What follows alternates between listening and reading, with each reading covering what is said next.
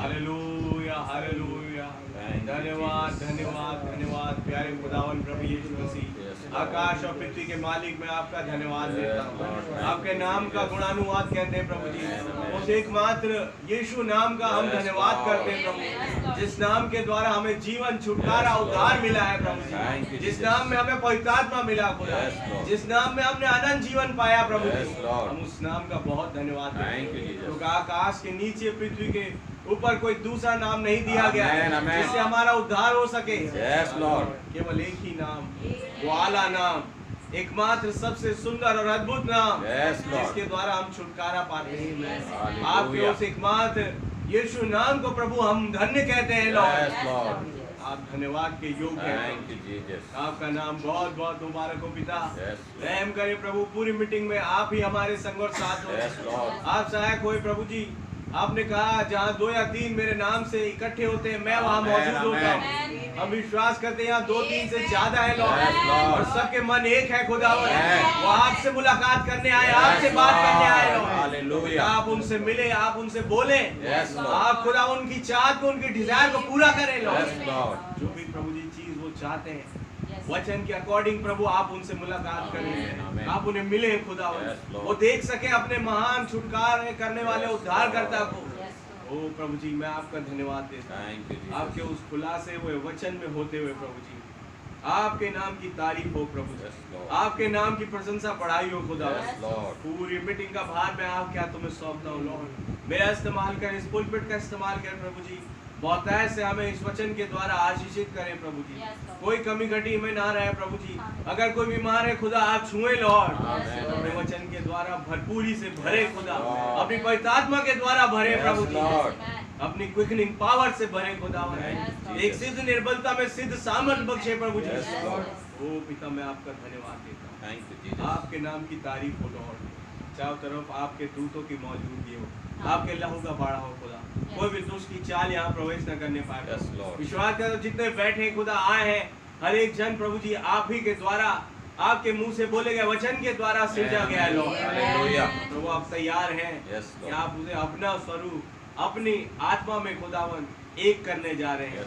एक ऐसे अय्याम में ले जाने जा रहे हैं प्रभु यीशु मसीह, जिसके बारे में खुदावन इन्होंने सुना है। इवन ये वो लोग हैं खुदा जो वहां से आए हैं और आप वापस वहीं जा रहे हैं। मैं आपका धन्यवाद देता हूँ। ये उनकी चर्चा से भरी है किताब प्रभु। आपका नाम बहुत मुबारक हो लॉर्ड। कैसे प्रभु अनूप उसी देश का था खुदा, और आपने उसे वहीं पहुंचा दिया लॉर्ड। हाँ खुदा, जिसकी मिरास की खोज में वो था। बाइबल बताती है वो खुदा के साथ साथ चलता था और एक दिन वो लोप हो गया। खुदा ने उसे उठा लिया क्योंकि उसने खुदा को प्रसन्न किया लॉर्ड। मैं विश्वास करता हूँ यहाँ पर एक झुंड है खुदावन जिन्होंने आपको प्रसन्न किया है लॉर्ड। नहीं किया है तो आज वो कदम बढ़ाए प्रभु, क्योंकि जो आपके लिए एक कदम बढ़ाता है उसकी 10 बढ़ाते हैं। आप रास्तों को खोल देते हैं प्रभु जी, आप बैरियर हटा देते हैं, दुष्ट आत्मा को रोक देते हैं लॉर्ड। प्रभु मैं धन्यवाद देता हूँ। आपके नाम की जय हो, आपका नाम बहुत मुबारक हो प्रभु। स्वयं सहायक होइए, मददगार होइए, वचनों में होके बात करें। प्रार्थना प्रभु यीशु मसीह के नाम से मांगता हूं, आमीन आमीन।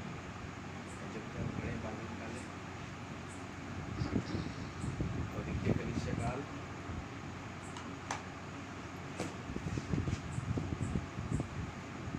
उसका 3 अध्याय 17 वचन से पढ़ रहा हूँ।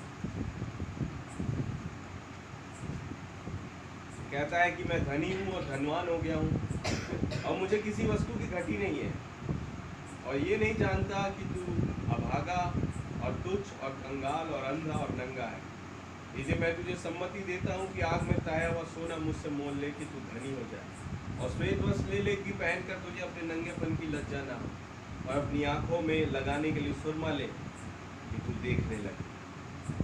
और आज पढ़ेंगे दूसरा तिमोथी, इवन पहला तिमोथी उसका 2 अध्याय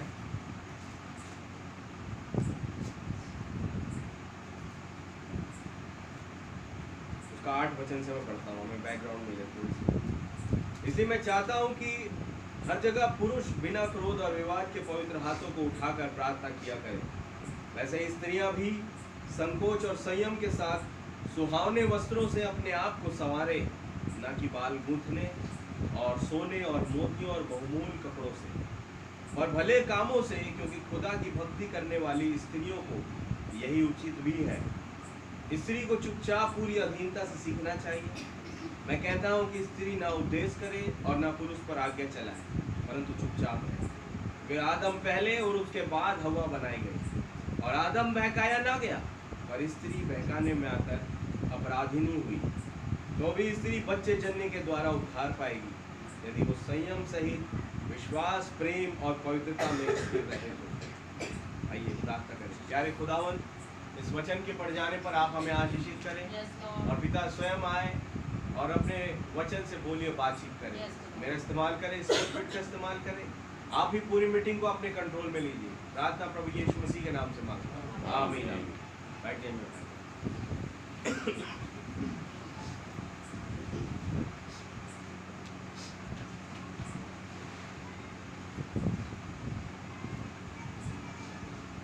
सबको जय मसीह की। जय मसीह।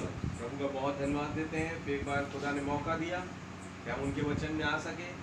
Hallelujah, hallelujah. मैं खुदावन का नाम बहुत मुबारक कहता हूँ कि खुदा ने इस युग में, इस अंत के समय पर मुझे और आपको चुना कि हम उसके बचे हुए कामों को पूरा करें, जो कि ब्राइड का, खुदावन ने जो ब्राइड की देह में से आया है। Hallelujah, hallelujah. वो ब्राइड की देह को इस्तेमाल कर रहा है कि वो उसके कामों को पूरा करे। और ये ब्राइड आई किस में से? उन्हीं में से आई, स्पोकन वर्ड में से। क्या विश्वास करते हैं ये स्पोकन वर्ड है? 28 फरवरी 1963 को जो प्रभु उतरे, ये थियोफनी खुदावन, हालेलुया, थियोफनी वचन लिए हुए, क्या ये वही मुंह से बोला हुआ वचन है? बिल्कुल, जिनके विषय में बोला जा चुका था। प्रकाशित वाक्य 10 और इवन ऐसे कई जगहों पे। Hallelujah, hallelujah. और आप उसी में से आ रहे हैं मेरे भाई बहन। ये जो बाइबिल हम पढ़ते हैं, इसी बाइबिल के कई वचनों का हिस्सा हम हैं। आमीन। जिस बाइबिल को मरियम पढ़ती थी, वो जानती नहीं थी कि मैं इसी वचन का हिस्सा हूँ। लेकिन एक दिन जिब्राइल स्वर्गदूत आए और उन पर अपने आप को जाहिर किया, हालेलुया, और ये बता दिया कि मरियम तो पवित्र आत्मा की ओर से गर्भवती होगी। और देन उसे रियलाइज हुआ, यानी जो यशायाह ने 7:14 में बोला था, वो मेरे लिए बोला था। उसे पता पड़ा कि ये मेरी आयत है। हालेलुया, हालेलुया, ये मेरा वचन है जिसके द्वारा मैं बनाई गई हूँ। आमीन। प्रभु के मुंह से बोले गए वचन के। और जब वो बच्चा आया और पैदा हुआ तो उसे स्मरण हुआ, ये यशायाह 9:6 है। हालेलुया, प्रभुता इसके कांधे पर होगी, अनंत काल का पिता, शांति का राजकुमार। आमीन। उसे स्मरण आया, तमाम चीजें जो नबी ने कही थी, वो सारी बातें उसे रिमाइंड होने लगी। जो पढ़ा करती थी और उस समझ में नहीं आता था, तो अपने उस होने वाले हस्बैंड, जो कि मंगेतर था उसका, यूसुफ से पूछा करती थी। याद है आपको ग्रेट शाइनिंग लाइट वाले मैसेज में ब्रदर बता रहे हैं किस तरीके से वो दोनों पोर्च पे बैठे हैं, अभी मैसेज सुन के आ रहे हैं, और वहां पे याजक ने बोला कि वो पुराने दिन बीत गए, यहोवा अब प्रबल नहीं होगा कि इजराइलियों को छुड़ाए या जो भी है, वो जो अद्भुत काम, आश्चर्य कर्म घटे, वो पुराने दिन बीत गए। ऐसा मैसेज सुन के आए वो मरियम और यूसुफ, और पोर्च में बैठे हैं। और यूसुफ से मरियम पूछती है कि याजक ऐसा क्यों कह रहा था, क्या खुदावन बदल गया है, क्या उसमें वो सामर्थ्य नहीं रही? तो उनका नहीं, वो कल आज और हमेशा एक समान है, वो कभी नहीं बदलता। खुदा मनुष्य नहीं कि अपने आप को बदले और झूठ बोले। हालेलुया। अगर तब उन्होंने वो किया, आज भी वो उन्हीं कामों करने में सामर्थ्य है। आमीन। क्या है वचन के साथ? प्रभु के नाम की तारीफ। और उसे समझा रहा है, उसका पति याजक, और उसे बता रहा है कि मेरी दुल्हन वो खुदा आज भी सामर्थ्य है। और वो अद्भुत कामों के दिन बीत नहीं गए। बोले कई साल हो गए, हमारे बीच में कोई भविष्यता नहीं है, कोई दिक्कत नहीं है, कोई इशू नहीं है, खुदा है हमारे बीच। हालेलुया। क्योंकि भले कुछ नहीं दिखाई देता है, लेकिन ये समझ जाओ खुदा अपने लोगों को छोड़ता नहीं है। आमीन। क्या कलीसिया कानून ने वायदा किया? देखो बेटा, अंधेरा होगा, एक माँ कह रही है अपने बच्चे से, अंधेरा होगा लेकिन तुम चिंता मत करना, मैं तुम्हारे साथ हूँ। डरना मत, मैं तुम्हारे साथ हूँ। हालेलुया। खुदा माँ सरीखा, बाप सरीखा अपने बच्चों के साथ जिसे वो चुन लेता है हमेशा मौजूद होता है। 400 साल हो गए थे, कोई नबी नहीं, आमीन, कोई भविष्यता नहीं इजराइल में। तो लोगों ने सोचा कि सब खत्म हो गया, वो पुराने दिन बीत गए, वो अद्भुत काम आश्चर्य कर्मों के दिन खत्म हो गए। अचानक से एक व्यक्ति यरदन में खड़े होकर के चिल्लाने लगा, मन फिराओ क्योंकि स्वर्ग का राज निकट है। आमीन।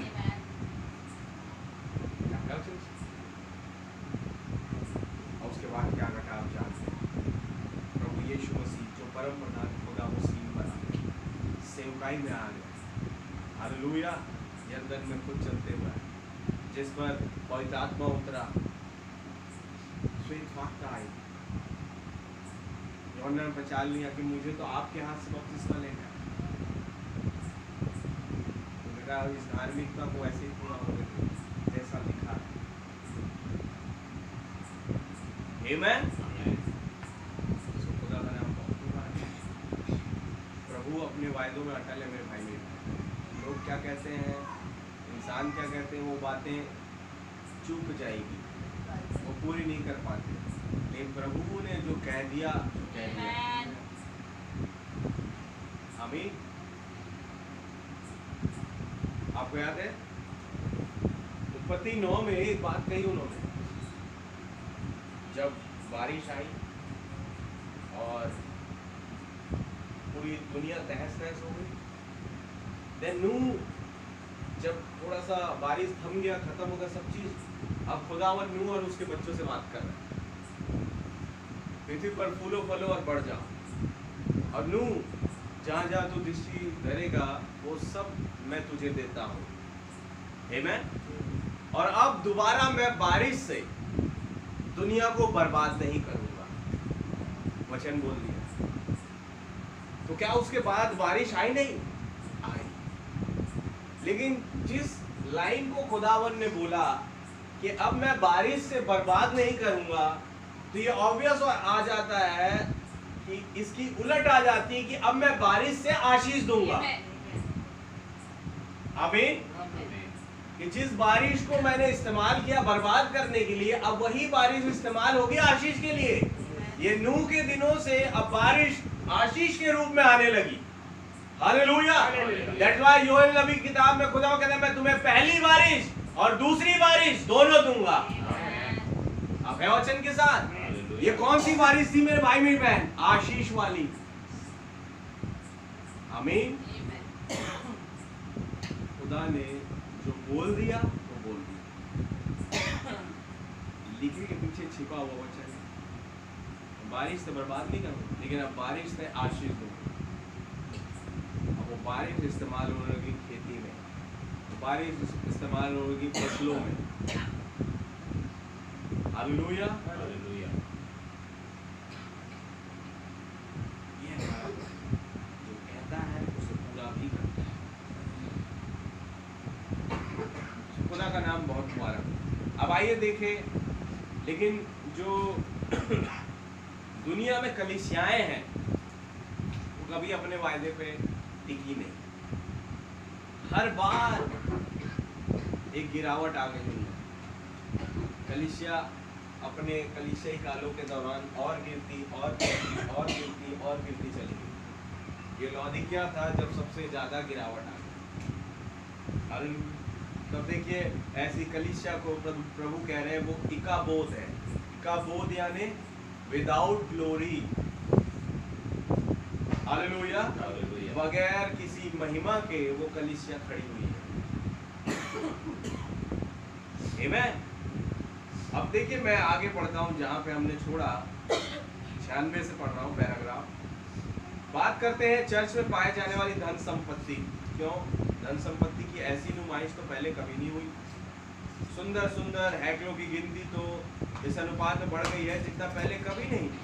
विभिन्न समूह आपस में एक दूसरे से प्रतिस्पर्धा में रहते हैं, ये देखने के लिए कौन सबसे बड़ी व सुंदरतम बना सकता है। एक चर्च दूसरे के साथ कंपटीशन कर रहा है कि हम बड़े, हमारा चर्च बहुत खूबसूरत है, हमारा आर्किटेक्चर डिजाइन बहुत जबरदस्त है। क्या सही बात है? गोवा चले जाइए, एक से एक डिजाइन वाली कलीसिया आपको दिखाई देगी, वहाँ चर्चेस दिखाई देंगी। लेकिन मेरे भाई मेरे बहन, उस एक से एक डिजाइन वाले चर्चेस में मैं कह रहा हूँ आपसे, खुदा का आत्मा नहीं है, क्योंकि लौदीकिया उसकी गवाही दे रही, खुदा कलीसिया से बाहर है। हालेलुया। तो खुदा है कहाँ? एक साफ चरित्र, एक साफ मन वाले लोगों के बीच में। क्योंकि नबी बोला कलीसिया की सुंदरता लोगों का चरित्र होता है। Hallelujah. It's not about architectural design. ये उसकी खूबसूरती नहीं है। अगर ऐसा होता तो उन शास्त्री फरीसियों के साथ खुदा होता, लेकिन खुदा था उस गराज में जहां पर मकड़ी के जाले लगे थे, जहां बैठने की जगह नहीं थी। आमीन। मिट्टी के गारे से भरी हुई जगह थी वो, जहां पंखा नहीं, एसी नहीं। हालेलुया। लेकिन खुदा वहां। आप है वचन के साथ? खुदा वहां पे मौजूद था उनके साथ। इसी बता रहे हैं कि ये सब आपस में एक प्रतिस्पर्धा में, एक कंपटीशन में लग गए, कौन सबसे बड़ी है और कौन सबसे सुंदरतम है। और ये बड़ी होना और सुंदरतम होना और इवन भरी हुई होना, उसमें अपनी आशीष को खोजते हैं। वाक्य है। और वे शिक्षा केंद्रों का निर्माण करते हैं जिनकी कीमत असंख्य दसियों लाखों की होती है, और इमारतें इस्तेमाल होती है हफ्ते भर में 1 या 2 बार। समझ रहे हैं? जिन इमारतों को बनाने के लिए कई लाखों खर्चा कर दिए, उसका इस्तेमाल कितना हो रहा है, कैसे उसको आप यूटिलाइज कर रहे हैं। बस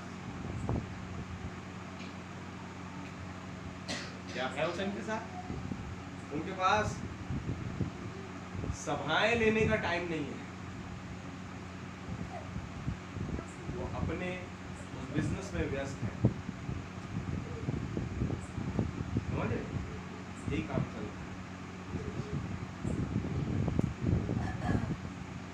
अब ये उतनी भयानक बात नहीं है, परंतु वे अपेक्षा करते हैं कि ये छोटा सा समय अंतराल जो बच्चों के द्वारा इन शिक्षा केंद्रों में बिताया जाता है, वह घर में दिए जाने वाले घंटों के प्रशिक्षण की जगह ले सकते हैं। धन तो चर्चों में इस कदर उंडेल दिया गया है कि विभिन्न डिनोमिनेशनों ने के पास पूंजी व हुंडिया, कारखाने, तेल के कुएं और बीमा कंपनियों के मिल्कियत है। उन्होंने कल्याण व सेवानिवृत्त निधियों में धन उंडेल रखा है। समझ रहे? बहुत पैसा है चर्चेस के पास, उनके पास्टर्स के पास। क्यों इतनी धन संपत्ति कैसे आ गई? बना ली उन्होंने। उनका एक ही मोटिव है, धन कमाओ। जैसे आज हम सुबह पढ़ रहे थे, बाइबल में लिखा है कि याजकों का भाग, दशमांश और उठाई जाने वाली भेंट, यानी हर चीज जो यहोवा को चढ़ावे के लिए लोग ला रहे हैं, वो याजकों का भाग है। इसी को तो मुद्दा बना लिया गया। लोग अपने जेबें भरने में लगे। ये बात ही थी नहीं। पूरा वहाँ कुछ और भी कहना चाह रहा है। हर चीज यानी हर वो डिजायर लोगों की होती है, वो यहोवा के सामने जो लाते हैं, अपनी दुख, तकलीफ, परेशानियाँ, कमी, घटी, वो सब चीज याजकों का भाग है। तो केवल दशमांश और ऑफरिंग ही नहीं, लोगों का अगर किसी के जोड़ों में दर्द है, वो दर्द लाया प्रभु के सामने, वो याजक का भाग है। याजक उसके दर्द में अपने दर्द को महसूस करे, याजक उसकी पीड़ाओं में अपनी पीड़ाओं को महसूस करे, अब उसकी तकलीफों में अपनी तकलीफ, उसकी खुशी में अपनी खुशी महसूस करे। हर चीज जो यहोवा के पास लाई जाती है वो याजक का भाग है। ये केवल पैसे, दशवांश, ऑफरिंग बस नहीं, गिफ्ट्स नहीं, हर चीज। लोगों ने केवल दशवांश और ऑफरिंग समझा, अब बाकी लोगों छोड़ दिया खुला, जो मर्जी करो। लेकिन धन्यवाद हो एक ऐसे याजक का, सातवां दूत, एक महान याजक की तस्वीर है, जिन्होंने जब वो सारी चीजें, वो तकलीफें, वो परेशानियां लोग इनके पास लाने लगे, इन्होंने उसे अपना समझा। Hallelujah, hallelujah. और इनके लोगों की आत्मिक उन्नति के लिए, ताकि वो अनंत जीवन प्राप्त करे और वो गुनाह की दशा से बाहर आ जाए, इन्होंने बार बार पुलपिट से ललकारा, स्त्रियां अपना बाल ना काटे, वो पुरुषों का पहरावा ना पहने, वो उपदेश ना करे, आमीन, पुरुष इस तरीके से व्यवहार ना करे, व्यभिचार ना करे। Hallelujah, hallelujah. वो तमाम बातें जो चर्चेस में प्रचारी नहीं जाती, क्योंकि प्रचारेंगे वो तमाम चीजें तो लोग छोड़ के चले जाएंगे। जैसे इनकी कलीसिया को कई लोग छोड़ के भी गए, ये तो वुमेन लीडर है, ये तो मतलब क्या ही बोलते हैं तमाम चीजें, कई लोग छोड़ के भी गए, नो डाउट। तो इसमें याजकों को नुकसान है ना, तो कहाँ से वो उन चीजों को अपनाएंगे? मेरे भाई मेरी बहन, समझे?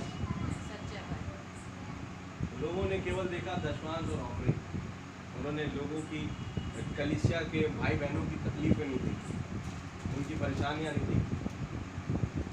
यीशु मसीह एक सच्चे महायाजक, जो मत्ती 4:11 अध्याय उसका 25 वचन कहते हैं, 27 वचन में, हे परिश्रम करने वालों, बोझ से दबे लोगों, मेरे पास आओ, मैं तुम्हें विश्राम दूंगा। यानी वो याजक कह रहे हैं अपनी सारी बोझ मुझ पर डाल दो, न सारा परिश्रम मुझ पर डाल दो, और मुझसे सीखो मन में दीन और नम्र हो, मेरा जुआ अपने ऊपर मेरे लो। क्या जुआ था उनका? आप सोचते क्या जुआ था? आमीन।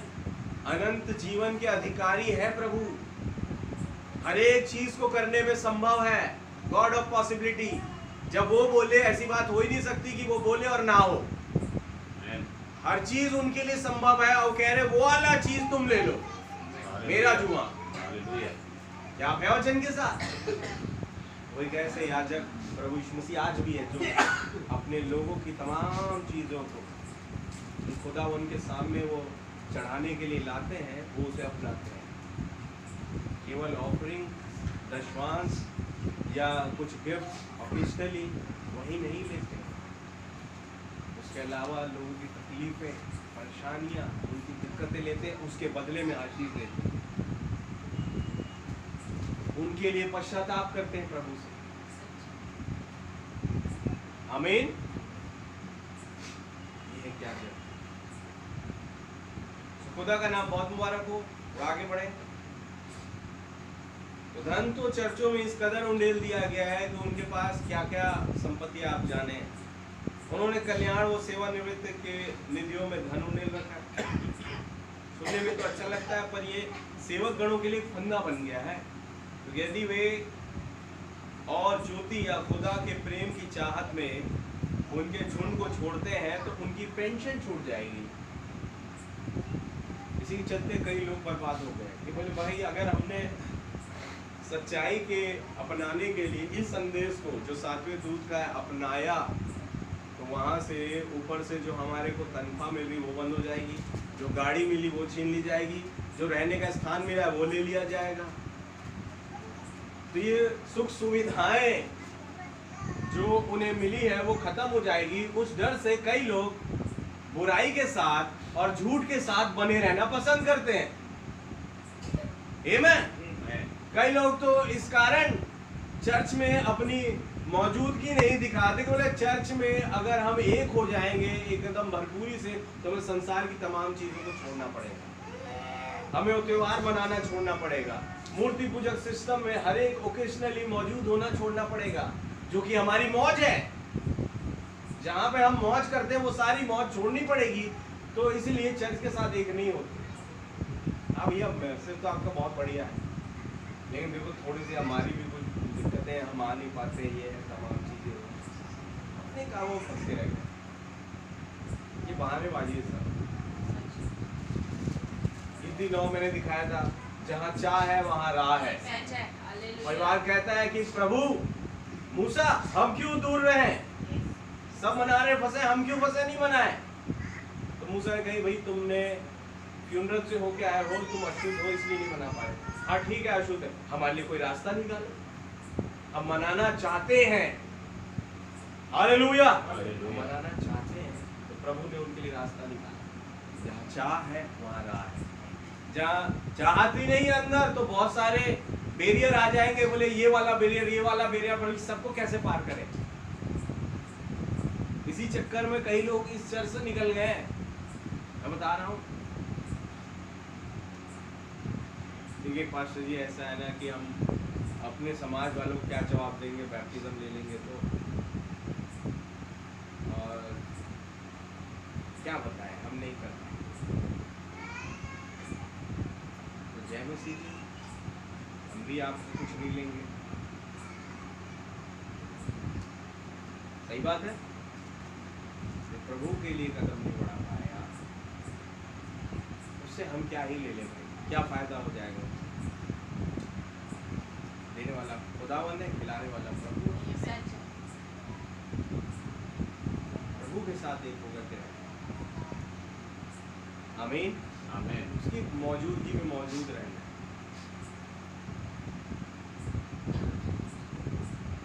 तो उनकी पेंशन छूट जाती है। ज़्यादातर तो इसे झेल नहीं पाते हैं और अपने दबाव डालने वाले झुंड के साथ ही बने रहते हैं, जो प्रेशर करते हैं। ऊपर से प्रेशर आता है उनके ऊपर, भाई कैसे कर रहे हो, ये क्या आज तुम पौना घंटा प्रचार कर दिए बोलते, कल को 1 घंटा कर दोगे, फिर 1.5-2 घंटा निकल जाएगा। ऐसा नहीं चलेगा। जब टाइम तय हुआ है 20 मिनट तो 20 मिनट। वो क्या, हाँ सॉरी मेरी गलती हो गई, आपसे मैं ध्यान रखूँगा। तो उसी के साथ बना रहना चाहते। वो पवित्र आत्मा के कार्याधिकार को ठुकराते हैं। आमीन। परिवार कैसे आ रहा है, औरतें कैसे आ रही, बहनें कैसे आ रही, भाई कैसे आ रहे हैं, उन्हें उससे कोई मतलब नहीं। क्यों? वो प्रेशर झेल लेंगे लेकिन अपनी सुख सुविधाओं से मुंह नहीं मोड़ सकते। चक्कर ये मत भूलिएगा कि अंतिम युग है। आमीन। क्या आप विश्वास करते हैं? 7वां दूत कह रहा है ये अंतिम युग है। हम जानते हैं कि अंतिम युग, क्योंकि इजराइल लौट कर वापस फिलिस्तीन पहुंच गया है। 1946 वो ईयर था। हालेलुया, जब वो अपने देश में इजराइल, आमीन, जब वो अपने देश में आ गया है तो नबी कह रहे हैं ये एंड है, अब इसके आगे और समय रहेगा नहीं। अब वहां से लेके 1960 लगा लें आप, 40, 20, 60, 64, 65 साल हो चुके हैं उस बात को, जब नबी ये बात कह रहे हैं। आमीन। सोचिए कितना समय है। मैंने बोला कलीसिया कालों में सबसे छोटा काल है लौदीकिया, बहुत छोटा। आप है वचन के साथ? ज़्यादा समय है नहीं मेरे भाई मेरी बहन। यदि हम ये विश्वास करते हैं कि वो वाकई में आ रहा है, तो फिर उन लोगों के साथ कुछ ना कुछ तो गड़बड़ है जो इतने बड़े पैमाने पर निर्माण कार्य में लगे हुए हैं। सही बात है। वह तो किसी को भी सोचने पर मजबूर करता है कि ये लोग तो हमेशा के लिए यहीं रहने की योजना बना रहे हैं। वो फिक्स कर ली उन्होंने अपनी योजना। अच्छा, एक पृथ्वी पर एक ऐसा व्यक्ति आया, एक ऐसा आर्किटेक्ट आया, एक ऐसा राजमिस्त्री आया, जिसने जब अपना घर बनाया, उसने बनाया है इसलिए कि मैं यहाँ रहूंगा। हालेलुया, तो बनाया है इसलिए कि मैं इस घर में रहूंगा। वो था हनोक। लोग सब मजाक बनाते थे। क्या है वचन के साथ? लोग पूछ रहे हैं, अरे भाई तुम्हारा कमरा कहाँ है, तुम्हारे भाई का, तुम्हारी बहन का, तुम्हारी पत्नी का, तुम्हारे यार कमरे वमरे का तो पता नहीं, खुदा ने डिजाइन दिया, उसी डिजाइन को मैं खड़ा कर रहा हूँ। कमरा है वहां पे, एक कक्ष है। आमीन। प्रभु का, राजा का कक्ष था वहां पे। हालेलुया। पिरामिड के अंदर हम कह रहे हैं मैं इसमें रहने के लिए नहीं बना। अब आप करो, इतना इन्वेस्टमेंट आप कर रहे हैं, इतनी मेहनत लगा रहे हैं और यहाँ रहेंगे क्यों? कहाँ जाएंगे आप? मैं खुदा के साथ जाऊँगा। हालेलुया। कहाँ जाओगे? खुदा जहाँ ले जाए, तो जहाँ मुझे रखे मैं वहाँ जाऊँगा। मुझे बस चाहिए कि खुदा वहाँ मौजूद हो और मैं वहीं रहूँ। जहाँ खुदा रहेंगे मैं वहाँ रहूँगा। हालेलुया। अरे भाई तुम समझ नहीं रहे अनवर भाई, एक दिन सबको कब्र में जाना है, सब मिलेंगे खुदा। नहीं, सब नहीं मिलेंगे। अब बात रही कब्र की, तो मैं तो कब्र में जा नहीं रहा। हाँ ये तो है, सब मिलेंगे न्याय के दिन में। हालेलुया। हालेलुया। मैं अभी मेरे लिए थोड़ा ही समय में मिलने जा रहा हूँ। उसकी बातें बड़ी अजीब लगती थी लोगों को। क्या कहते हैं आप है वचन साहब? कहाँ से बातें आपके पास आती है? आपके पास आ जाती है। हालेलुया। हालेलुया। ऑड बॉल था वो पृथ्वी पर, विचित्र प्राणी के समान अपना जीवन बिता रहा। आमीन। लोग उसे देख के उसका माहौल भी उड़ाते थे, जैसे नूह का उड़ाते थे, जैसे और नबी भविष्यवक्ताओं का उड़ाते थे, यीशु मसीह का उड़ाते थे जो प्रभु थे। क्या लोगों ने उनका माहौल उड़ाया? क्या ये यूसुफ का और मरियम का बेटा नहीं, बड़े का? क्या इसकी बहनें हमारे गांव में नहीं हुई आई? इस हिसाब से तो हम इनके जीत जा हुए हैं। सही बात है। ऐसे मखौल उड़ाते थे प्रभु का।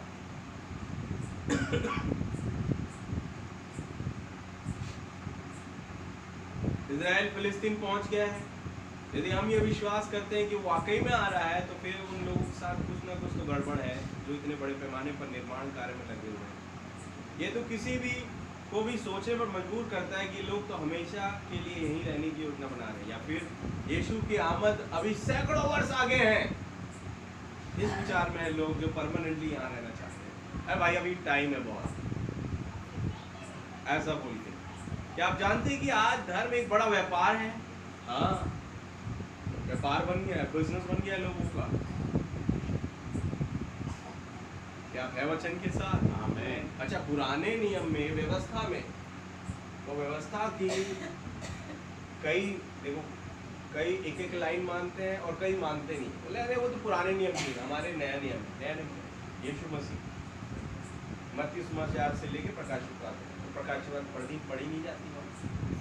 बाकी कुछ कुछ हिस्से प्रभु चंगाई के और वो तमाम चीज़ों के वो पढ़ देते हैं। वो क्या बोलते हैं? और पुराने नियम में जो दाऊद कह रहा है, यशायाह कह रहा है, अरे वो पुराने नियम की बात थी, उसके पीछे वो हमारे लिए नहीं है। तो फिर पुराने नियम में ही तो, व्यवस्था के समय पर ही तो दशमांश और ऑफरिंग की बात कही, फिर उसे क्यों फॉलो कर रहे हैं? व्यवस्था में ही तो वो तमाम बातें फॉलो करी गई, उसे क्यों फॉलो कर रहे हैं? जिससे उनका व्यापार बढ़े, वो केवल उन्हीं बातों को मानेंगे। जैसे सेवंथ डे एडवेंटिस्ट, ये भी ऐसे ही है, शनिचरी मानेंगे और बाकी दिन नहीं मानेंगे, कि वही है सबत का दिन। हो सकता है सबत का दिन है, वो व्यवस्था बताती है, बट बाकी दिन क्या वो प्रभु का नहीं है? चलो ठीक है, तुमने माना शनिवार और उस दिन मीटिंग लगाए, हम नहीं उस पर डिनाई कर रहे, लेकिन बात ये कि कोई और जब संडे लगा रहा है, मंडे लगा रहा है, ट्यूसडे जो भी दिन लगा रहा है, वो उसे गलत कहते हैं, तुम गुनाह कर रहे हो, ऐसा कहते हैं। अच्छा, इन विचारों पे वो लोगों को भरमाने की कोशिश करते हैं, कुछ कुछ हिस्सा पढ़ते हैं और जिससे फायदा मिलता है उन हिस्सों से उसे अपनाते हैं, और जिससे फायदा नहीं मिलता उसे छोड़ जाते हैं। सही बात है। ये आज बिजनेस चल रहा है, बड़ा व्यापार है। ये एक संपूर्ण वास्तविकता है कि वे चर्चों में व्यापारिक प्रबंधकों की नियुक्तियां कर रहे हैं ताकि आर्थिक मामलों की देखरेख हो सके। क्या यह है? क्या ये है वो जो खुदा चाहता है? बिल्कुल भी नहीं। क्या प्रेरितों काम की पुस्तक में उसका वचन ये नहीं सिखाता कि पवित्र आत्मा वो विश्वास से भरे हुए 7 मनुष्य प्रभु की व्यापारिक मामलों में सेवा किया करते थे? हालेलुया। आप निश्चित तौर से देख सकते हैं कि खुदा ने क्यों कहा, तू कहता है कि तू धनी है। मैंने तो ऐसा कभी नहीं कहा। अब रेडियो कार्यक्रम, टेलीविजन के कार्यक्रम और अनेकों कलीसियाई प्रयास है जिनमें दसियों लाखों लाख डॉलर का खर्च आ रहा है। धन संपत्ति तो कलीसिया में उमड़ी पड़ी है, धन के साथ साथ सदस्यता भी बढ़ती है, फिर भी काम वैसे नहीं हो रहा जैसे ये तब होता था जब कोई धन नहीं था। लोग पैदल जाते थे, गांव-गांव घूमते थे। हालेलुया। कई 100 किलोमीटर पैदल निकल जाते थे। बाइबल में तो हम पढ़ जाते। अब उसे यहूदा छोड़ के गलील को जाना था। यहूदा से गलील हम पढ़ जा रहे हैं, लेकिन यहूदा से गलील का रास्ता कितने किलोमीटर का लंबा आप जानते हैं? बहुत लंबी दूरी है। वहां वो पैदल जा रहे हैं, पहाड़ों से होते हुए और झरने पार करते हुए, झील पार करते हुए। हालेलुया।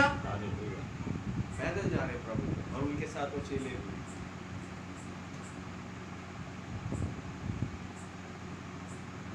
और तब काम कैसे हो रहा था आप जानते हैं। आमीन। लोग पवित्र आत्मा से भर जाते थे।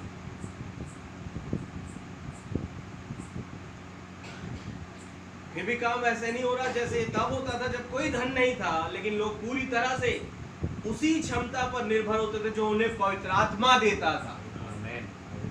वो ओनली डिपेंड थे होली स्पिरिट पे, कि पवित्र आत्मा जो दे रहा है वो एक्यूरेट है। हालेलुया। हमारे पर और किसी मनुष्य का दबाव नहीं, केवल पवित्र आत्मा ही अधिकारी है। जो पवित्र आत्मा बोले मैं वही करूं। अब किराए के प्रचारक हैं, हाँ भाई, किराए के सहयोगी हैं, बिल्कुल, किराए के सेवकगण हैं, संगीत व शिक्षा के किराए की गायन मंडली है, क्वायर मंडली भी आ गई किराए की। भाई माहौल जमा देंगे हम, तुम चिंता मत करो। हमारी क्वायर मंडली को सुनो तो एक बार, ठीक है, माहौल जमा देना, कितने चार्ज करो, भले इतने लेंगे, हमें तो माहौल जमने से मतलब है।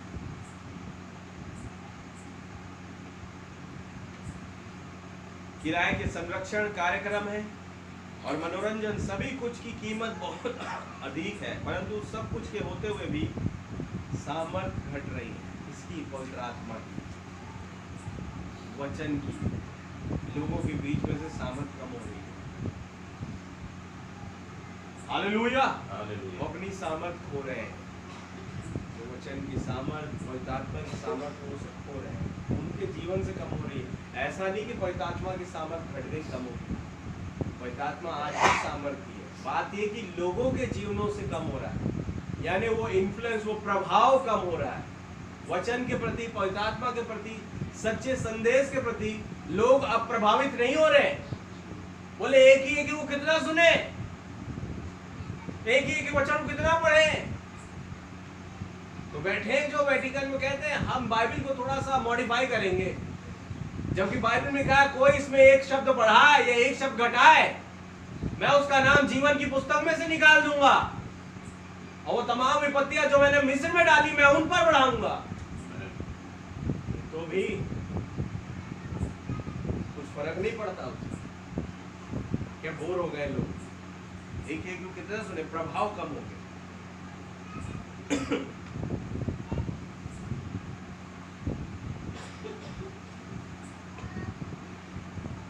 सामर्थ करते, जी हाँ, चर्च धनाढ्य है परंतु सामर्थ वहां पर नहीं है।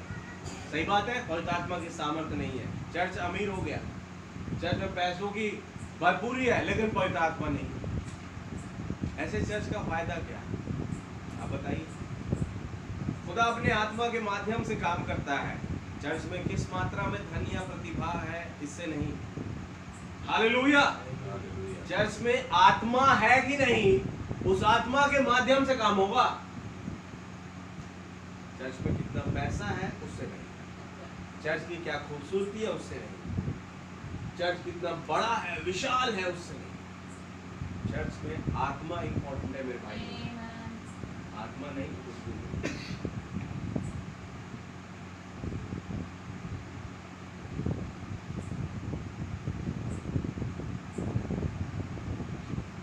अब मैं आपको दिखाना चाहता हूँ कि धन की यह हवस कैसी पैशाचिक बनती जा रही है, यानी शैतानी।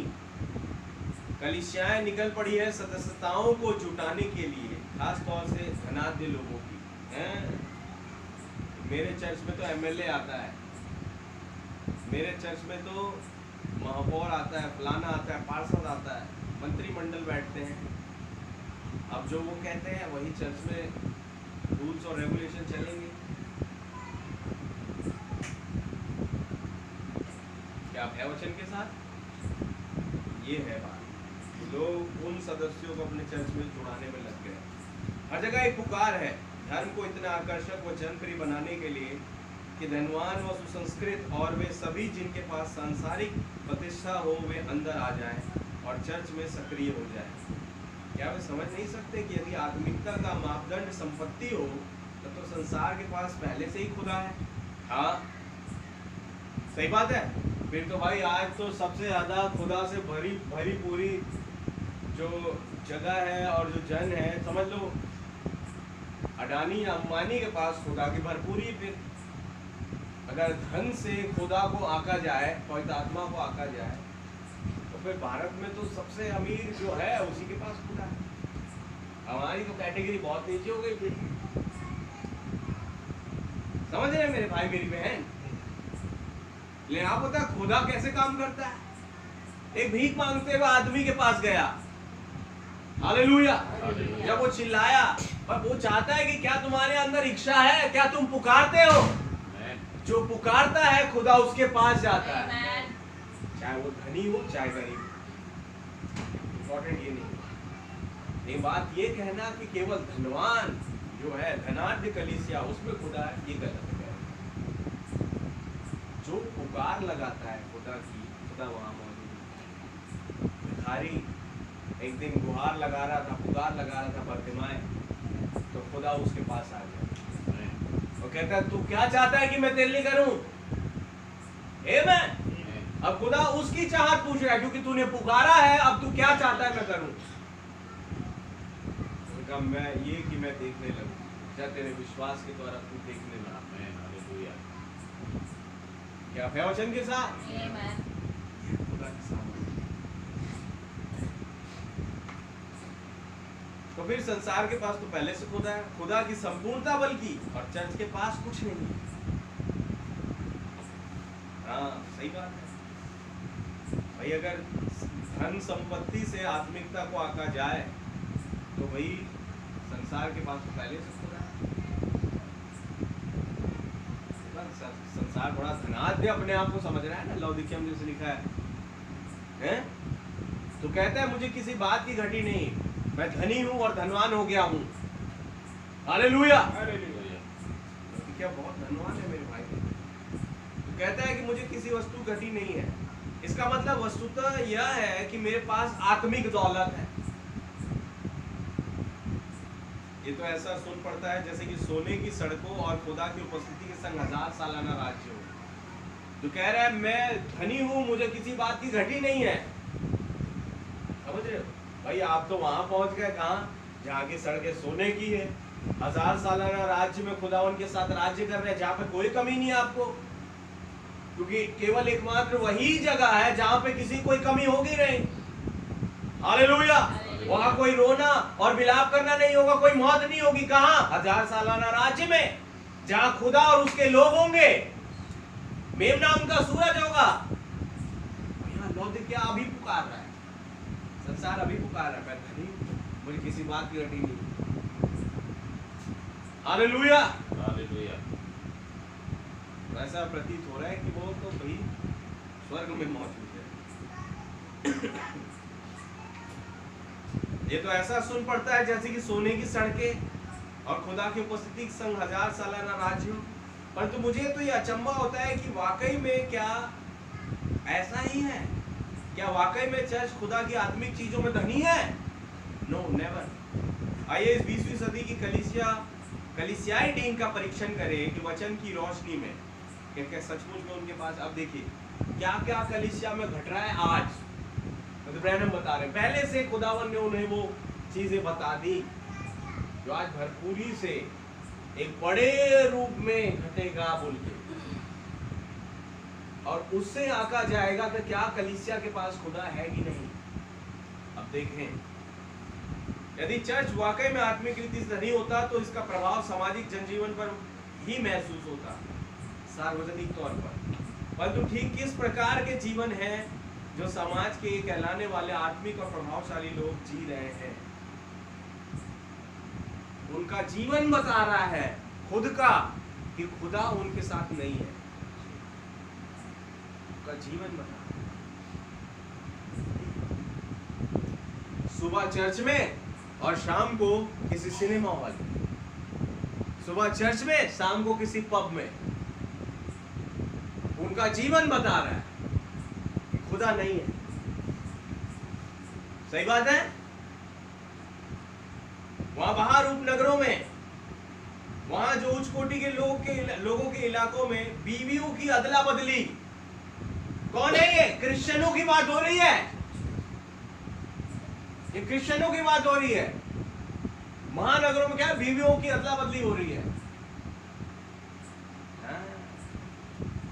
शादी में, पार्टियों में, बड़े बड़े फंक्शन जो होते हैं वो कराते हैं। हर एक चीजों में जो उनके पास फंक्शन है उसी को अपनी जाहिर करने का, वहाँ ऐसे ऐसे खेल कराते हैं। मेरे भाई मेरी बहन क्या ही बताए, बीवियों की अदला बदली करते हैं। किसी की बीवी किसी और के साथ, कोई और उसके कमर में हाथ दे के नाच रहा है, झूम रहा है। उपनगरों का ये हाल है। किनकी बात हो रही है? उपनगरों में किनका? उनका जो अपने आप को क्रिश्चियन कहते हैं, चर्च के लोगों का। बीवियों की अदला बदली, वैश्यावृत्ति है। हाँ। लड़कों के झुंड जो पार्टियों में सत्यानाश कर देते हैं। ये बोतलें खोल रही है, बोतलें खोल रही है, वो पी के हुल्लड़ मचा रहे हैं। कोई कहाँ किधर झूम रहा है, कहाँ गिर रहा है, कुछ होश नहीं। कौन है? और 25 दिसंबर को रोने आ जाते हैं, और गुड फ्राइडे को रोने आ जाते हैं। मसीह ने हमारे लिए जान दी। क्रिश्चियन है ये।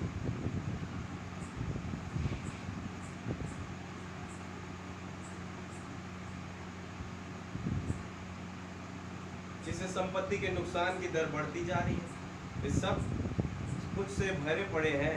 अनैतिकता सभी समयों की अपेक्षा अपने चरम पर पहुंच गई है। क्या सच बात? पहले ये नहीं होती थी ये सारी चीजें, नो। लेकिन अभी अनैतिकता चरम सीमा पर पहुंच गई है। अनैतिकता मतलब गिरावट, बहुत चरम सीमा पर, ऊंचे स्थान पर पहुंच गई है।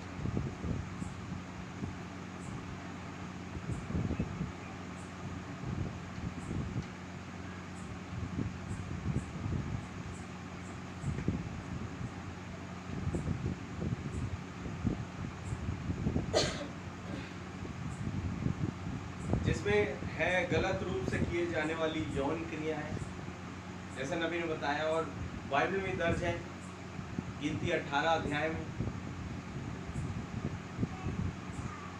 समझ रहे? इवन लय व्यवस्था 18 अध्याय, जहाँ खुदा बोल रहा है कि ये नहीं करना जो विचार से रिलेटेड है। तो गलत तरीके की यौन क्रियाएं, नशीली दवाओं की लत, जुआ, चोरी और हर प्रकार की बुराई। और चर्च यही दावे भरता चला जा रहा है कि ये पीढ़ी कितनी बढ़िया है। चर्च दावा भर रहा है, कलीसियाएं कितनी भरी हुई है, और स्थानीय लोग कितना उत्साहित रहते हैं जहाँ जहाँ प्रचार कार्य प्रगति पर है। मतलब प्रचार कार्य की प्रगति वो नापते हैं, चर्च भरा हुआ है। समझ रहे? ये प्रचार कार्य प्रगति पे है। कलीसिया ने लोगों को डॉक्टरों और खास तौर से मनोरोग विशेषज्ञों के हवाले कर दिया है। इतना अधिक कि आत्मिक रूप से धनी होने की बकबक कर सकते हैं, मैं खूब जानता हूँ, क्योंकि ये सत्य नहीं है। वे दिवालिया हो चुके हैं। आत्मिक तौर पर उनके पास कोई धन नहीं है, आत्मिक धन दौलत नहीं है, शारीरिकता है बस। वे दिवालिया हो चुके हैं। दिवालिया मतलब समझते हैं, किसी कंपनी को जब फ्रॉडस्टर घोषित कर दिया जाता है कि अब दोबारा वो उस कंपनी को चला नहीं पाए, यानी वो नुकसान में चला गया, जो कुछ था उसका वो खत्म हो गया। तो यही दिवालिया घोषित हो गई कलीसियाएं कि बगैर आत्मा के चल रही है, अब आत्मा नहीं है। सही बात है, आत्मा नहीं, वो दिवालिया हो चुके हैं और जानते तक नहीं, और वे नहीं जानते, एंड नो इट नॉट। अपने चारों ओर अच्छी तरह नजर दौड़ाइए, जरा लोगों को जांचिए, जब वे गुजरते हुए जाते हैं भीड़ों की भीड़ में, आप देखिए क्या आप उन्हें छांट सकते हैं जो मसीहों जैसी दिखाई पड़ते हो। ध्यान से देखिए कैसे कपड़े पहनते हैं, देखिए वे कैसे आचरण करते हैं, सुनिए कि वे क्या बोलते हैं, देखिए वे कहाँ जाते हैं। निश्चय ही वहाँ कोई वास्तविक प्रमाण होना चाहिए नए जन्म का, उन सभी के बीच जिन्हें हम जाते हुए देखते हैं, परंतु जहाँ थोड़े ही होंगे। फिर भी आज रूढ़िवादी कलीसियाएं हमें ये बता रही हैं कि उनमें दसियों लाखों है जो उद्धार प्राप्त है और यहाँ तक कि आत्मा से भरपूर है, आत्मा से भरे हुए। आत्मा से भरे हुए, नबी सवाल कर रहे हैं, क्या आप एक ऐसी स्त्री को आत्मा से भरे हुए कहेंगे जो बालों को कटवाकर घुंघराला बना रही है, जो घुटनों शॉर्ट्स व चिपके पजामों में ऑल्टर व अधो वस्त्रों में घूमा करती है, जो इजाबेल की तरह पुती पुताई है और कहे कि मैंने पवित्र आत्मा पा लिया है।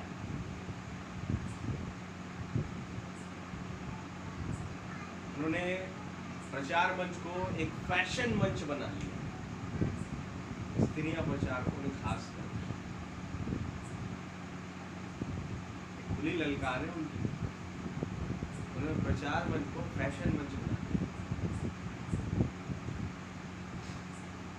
मैं आपको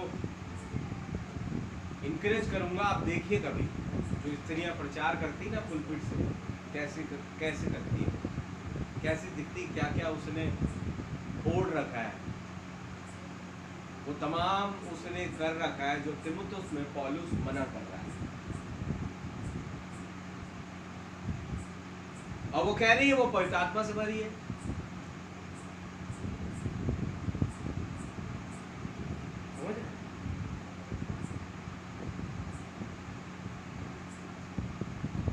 हालेलुया।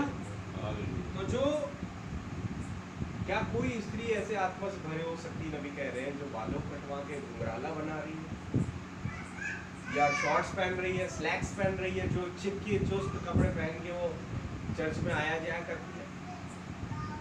तो हर चीज की एक पलट है। तो ये वो कलीसिया बता रहे ब्रदर ब्रैनम जहाँ खुदा और उसका आत्मा नहीं है। आमीन। लेकिन धन्यवाद हो जहाँ पे संपूर्ण और भरा पूरा और बहने बाल नहीं काटती और वो केवल खुदा की अधीनता में बैठी रहती है। आमीन। क्या वहाँ खुदा हो सकता है? क्या वहाँ खुदा का आत्मा हो सकता है? आप सोचिए फिर आप कौन सी कलीसिया है। हालेलुया। ये एक खुशखबरी भी है मेरे और आपके लिए। सही है कि हम वो चीजें नहीं करते। हालेलुया। ये खुदा हमारे बीच में मौजूद है, ये उसकी मौजूदगी का प्रमाण है। आमीन।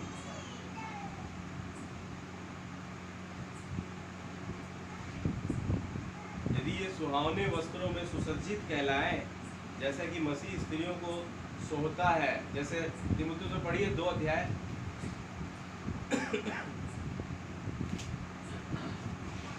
इसलिए मैं चाहता हूँ कि हर जगह पुरुष बिना क्रोध और विवाद के पवित्र हाथों को उठाकर प्रार्थना किया करे। ठीक है। वैसे ही स्त्रियां भी संकोच और संयम के साथ सुहावने वस्त्रों से अपने आप को संवारे। सुहावने वस्त्रों से अपने आप को संवारे। बात की जा रही तो सुहावने वस्त्र मतलब इन्होंने नए नए पोशाक, तरीके के पोशाक समझ लिया। बाइबल में सुहावने वस्त्रों का मतलब पौलुस ये नहीं कह रहा कि नए नए एकदम जबरदस्त तड़कते भड़कते और ऐसे ऐसे कपड़े पहनो जो आज के फैशन से रिलेट करता है, ये नहीं बोल रहा। सुहावने वस्त्र मतलब पूरी की पूरी ढकी हो। हालेलुया। हालेलुया। उससे अपने आप को संवारे। तो वो जो शॉर्ट्स पहनना, वो स्लैक्स पहनना, क्या ये सुहावने वस्त्रों की निशानी है? तो ब्रैनम पूछ रहे हैं आज कलीसिया से, यदि ये सुहावने वस्त्र सुसज्जित कहलाए जैसे कि मसीह स्त्रियों को सोता है, तो मुझे ये सोचने में भी घृणा होगी कि क्या होगा यदि मुझे अभद्रता का प्रदर्शन कभी देखना पड़े। भाई जब ये निक्करे पहनना और ये बाल कटवाना, अजीबो तरीके के कपड़े पहनना, ये सुहावने वस्त्र है, तो वो अभद्रता क्या होगी फिर? ब्रैनम कह रहे हैं तो बुरे वस्त्र किसे कहा जाएगा? Hallelujah, hallelujah. नबी कह रहे हैं बताइए। मुझे घृणा आती कह रहे हैं, ये अभद्रता का क्या प्रदर्शन होगा फिर? यही अभद्रता है, सुहावने वस्त्र नहीं है। मैं भी जानता हूं कि स्त्रियां तौर तरीकों को स्थापित नहीं करती हैं, ये तो हॉलीवुड करता है, तरह तरह की स्टाइल। सही बात है, कोई पिक्चर हिट हो गई तो उसके कपड़े भी हिट हो जाते हैं। दुकानदार भी यही कहते हैं कि ये फलाना स्टाइल है, ये फलाना स्टाइल है।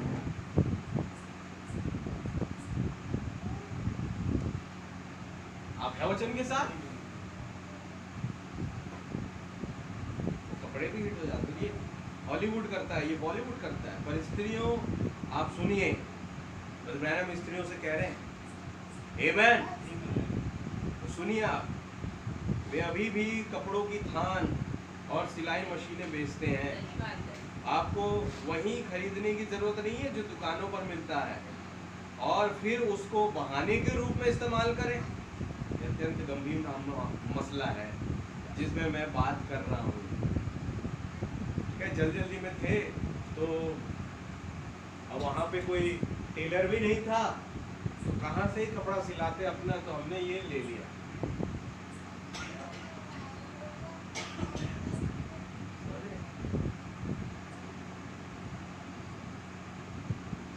भाई कहीं पे भी एक संपूर्ण पोशाक स्त्रियों की मिलती ही है।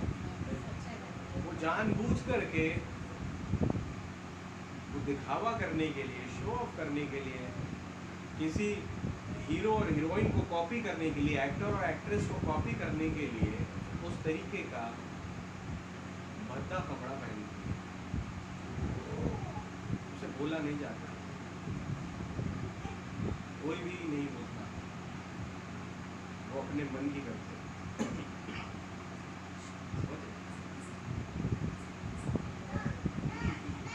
बहाने से इस्तेमाल के रूप में करती है। अत्यंत गंभीर मसला है जिसमें मैं बात कर रहा हूँ। क्या आपने वचनों में नहीं पढ़ा है कि जब एक पुरुष एक स्त्री को देखता है और उसके प्रति अपने हृदय में वासनापूर्ण होता है, तो वह उसके साथ अपने हृदय में व्यभिचार कर चुका। लेकिन बात यह कि वो स्त्री जो थी, व्यभिचार उसने नहीं किया। सपोज व्यभिचार किसने किया? पुरुष ने स्त्री को देख के, क्या देख के? उसके छोटे छोटे कपड़े देख के पुरुष ने व्यभिचार किया, उसके साथ व्यभिचार कर चुका। बात स्त्री ने तो नहीं किया, स्त्री ने तो उस पुरुष को नहीं देखा और उसके साथ व्यभिचार लस्ट भरी आंखों से नहीं देखा। लेकिन नबी बता रहे वो भी उतना ही उस गुनाह में सम्मिलित है जितना वो पुरुष है, क्योंकि उसने पहना वो कपड़ा।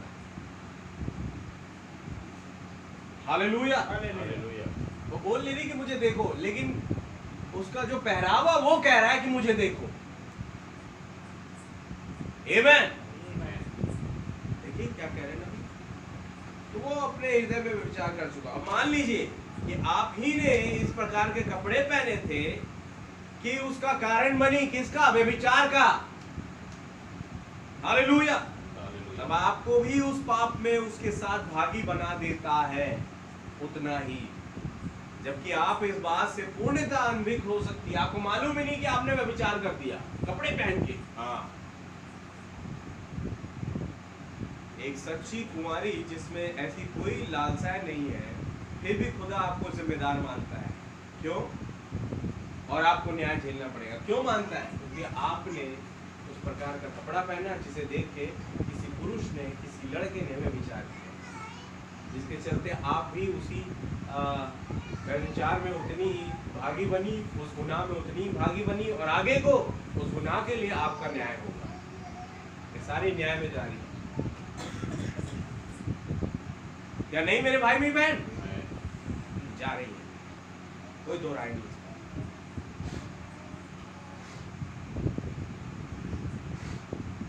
अब मैं जानता हूं कि आप स्त्रियां इस प्रकार का प्रचार पसंद नहीं करती, लेकिन बहन आप पूर्णतः गलत है उसमें जो आप कर रही हैं। ऐसी स्त्रियों को बोले आप जाके, बहने आप ऐसे कपड़ा मत पहनो, तुम अपनी नजर सुधारो, तुरंत धावा बोलती, पता है किसी लोगों ने बोलना ही छोड़ी, भाई करो आप, हमें क्या करना, जब प्रभु आएंगे तो न्याय करेंगे, आप हमें क्या। आमेन। तुरंत धावा बोलेगी आप पे, भाई पुलिस केस भी हो सकता है। तू अपनी नजर सुधार, तू अपना ध्यान कहीं और लगा। आप हैं वचन के साथ? ये बोला जाए।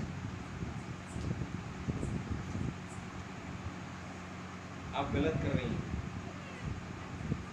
बाइबल आपको आपके बालों को काटने की इजाजत नहीं देती है। खुदा ने ये ओढ़ने के लिए दी है।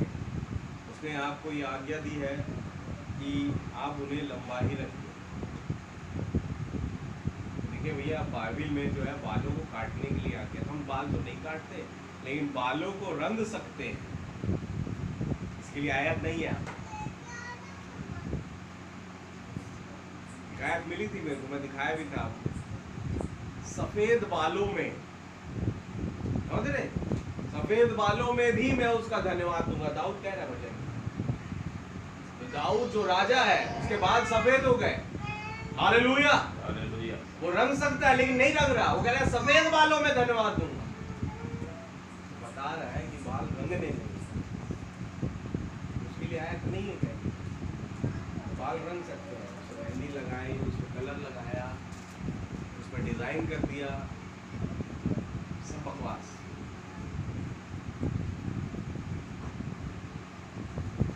कहते कि देखो भैया, मैं हर चीज के लिए आयत नहीं दिखा सकता।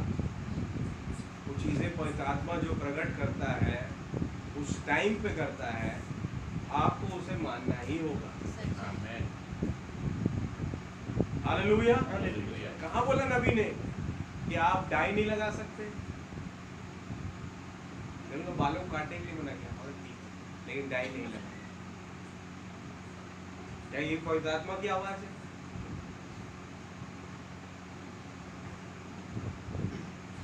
कोई भी दिखावटी, नबी ने एक शब्द बोला, कोई भी दिखावटी श्रृंगार नहीं करना। तो डाई क्या दिखावटी है कि मैं जवान लगूं, उम्र 55 का, दिल बचपन का लगे, तो वो दिखावटी है।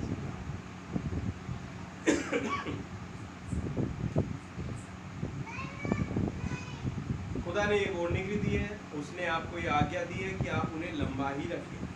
ये आपकी महिमा है। बाल स्त्रियों की क्या है?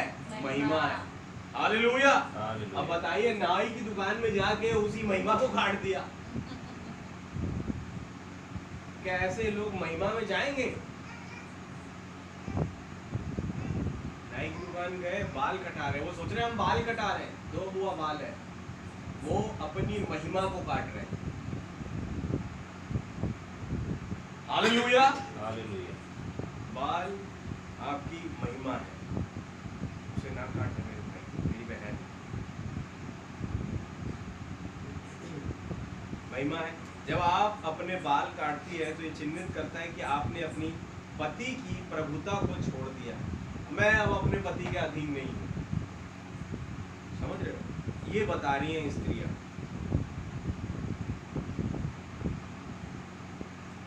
कि मैं अपने पति के अधीन नहीं हूँ, मैंने बाल काट दिए। भाई आशिक कहते हैं अगर कोई बहन बाल काटे तो उसके पति को पूरा हक है कि वो उसे डिवोर्स दे, उसे छोड़ दे, मेरे को तेरे साथ रहने ही नहीं। इस संदेश के मानने वालों के लिए क्या है वचन के साथ? संसार का कोई भी श्रृंगार करे तो उसके पति को हक है कि वो उसे त्याग दे। हालेलुया।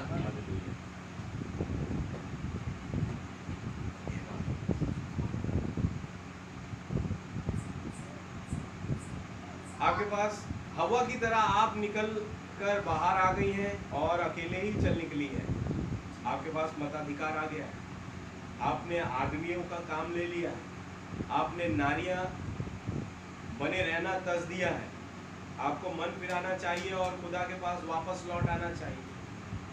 और यदि यह भी कुछ अभी पर्याप्त बुरा नहीं था, आप में से एक बड़ी संख्या ने ये विचार भी अपना लिया है कि आप पुलपिटों में भी कब्जा कर सकती है। ठीक बात है, बहुत बड़ी मेजॉरिटी ने ये विचार बना लिया।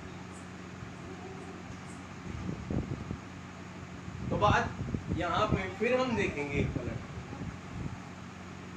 कि उस कलीसिया में खुदा नहीं है जहाँ औरतें उपदेश देती हैं, प्रचार करती। आप है वचन के साथ? तो क्या इस कलीसिया में जहाँ पुरुष उपदेश देते हैं खुदा हो सकता है? अच्छा, बात यह है कि पुरुष तो उपदेश दे रहे हैं, ठीक है, लेकिन हर जगह जहाँ पुरुष उपदेश दे रहे हैं वहां भी खुदा नहीं। क्यों? क्योंकि वहां वचन नहीं। जहाँ पुरुष एक सच्चे वचन का उपदेश दे रहा है, खुदा वहां है। अब बताओ, सच्चा वचन है लेकिन उपदेश स्त्री दे तो वहां भी खुदा नहीं होगा, फायदा नहीं है। हालेलुया। वचन सच्चा हो और उपदेशक पुरुष हो, आमेन, तो खुदा वहां मौजूद है, पवित्र आत्मा वहां मौजूद होता है। हालेलुया। मेरे भाई मेरी बहन, मैं आपको बता रहा हूं, आप ऐसे कलीसिया का हिस्सा है, आमेन। आप एक ऐसे संदेश का हिस्सा है जहाँ प्रभु मौजूद होते हैं, जहाँ ये बादल मौजूद होता है, लाखों सरदूत मौजूद होते हैं, अब्राहम, इसहाक, याकूब, यूसुफ, तमाम नबी और भविष्यवक्ता 24 और प्राचीन मौजूद होते हैं। आप एक ऐसी कलीसिया का हिस्सा है, हालेलुया, जहाँ पे आपका सतून है। वो आपका सतून जो इजरायलियों के बीच में चला, उनकी अगुवाई करी, वही बादल जो इजरायलियों के मध्य में चला, वो बादल मौजूद है, वो आपका सतून मौजूद। आप है वचन के साथ, आप एक ऐसी कलीसिया का हिस्सा। आप भ्रम में ना रहे, मैं कहाँ आ गया, कहाँ आ गई, नहीं भी जाऊंगा तो चलेगा। आप सोचिए क्या छोड़ रहे हैं आप। छोटे मोटे कारणों से नहीं आना चल जाएगा, कोई दिक्कत नहीं है। आप क्या छोड़ रहे हैं वो सोचिए। जैसे उन्होंने अपनी महिमा काट दी, वैसे ही आप अपनी महिमा छोड़ रहे हैं। क्या आप है वचन के साथ? समझिए, कई बार मेजर रीजंस होते हैं, लेकिन जब मौका है, जब आपको जोश है, जब आपके सब चीज सही है, मैं कहूँगा आप वचन के पास मौजूद होए। आमीन, आमीन।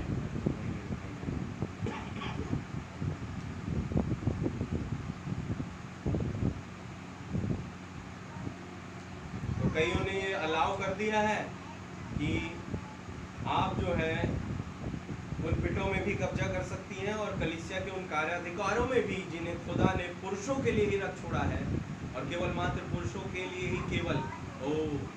यहाँ तो अब मैंने तो यहाँ दुखती रब को छू लिया, कह रहे समझ रहे। नबी ने जब स्त्री प्रचारकों के विषय में बोलना चालू किया, नबी कह रहे मैंने दुखती रब को छू लिया, यानी कईयों को चोट लगेगी इस बात से, कह रहे सही बात है।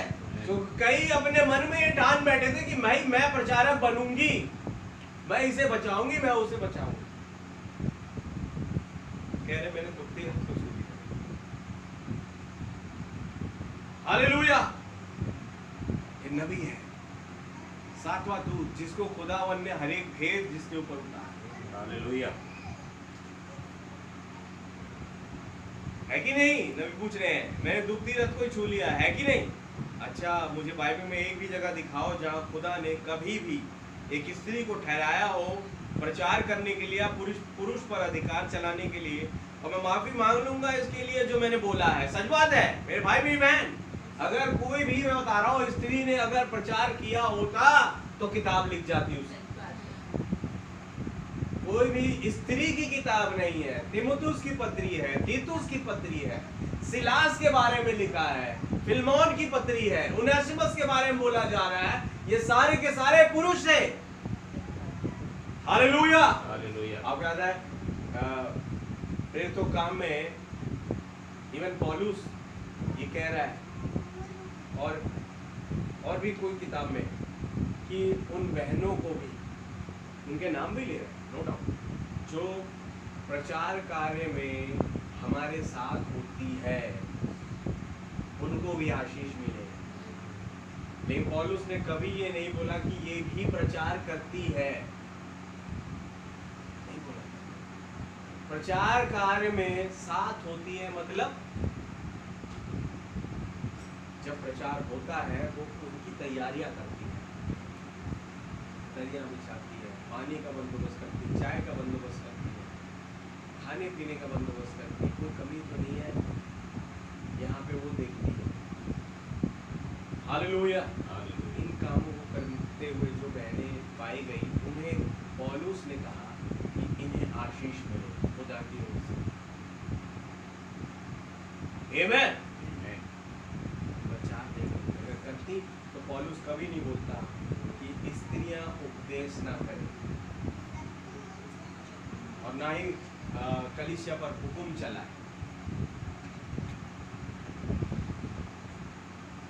नबी कह रहे हैं अगर आपने दिखा दिया मैं माफी मांग लूंगा, कह रहे हैं मैं माफी मांग लूंगा मेरे बात को, इस बात को कहने के लिए। समझ रहे हैं आप ये नहीं पा सकते कि मैं गलत हूँ, कभी नहीं, मैं सही हूँ क्योंकि मैं वचन के साथ खड़ा हूँ। हालेलुया। और वचन में खड़ा हूँ। दैट इज व्हाई वो डंके की चोट पे कह रहे हैं मैं सही हूँ, आई एम राइट। मैं गलत हो ही नहीं सकता, क्योंकि अगर मैं गलत हो गया वचन गलत हो जाएगा। मैं वचन में खड़ा हूँ, वचन के साथ खड़ा हूँ। हालेलुया। और वचन मेरे साथ खड़ा है तो मैं गलत नहीं हो सकता, कभी गलत नहीं हो सकता। आमीन। कभी गलत। यहाँ से भाइयों ने प्रेरणा पाई, कहते भाई मैं गलती कर सकता हूँ, आप गलती कर सकते हो, लेकिन सातवां दूत गलत नहीं हो सकता। जो टेप पे बोल दिया क्या वो गलत नहीं हो सकता। उसकी हर एक बात हाँ और आमीन है। हालेलुया। क्या आप है वचन के साथ? आमीन आमीन। वो गलत नहीं हो सकता कभी नहीं।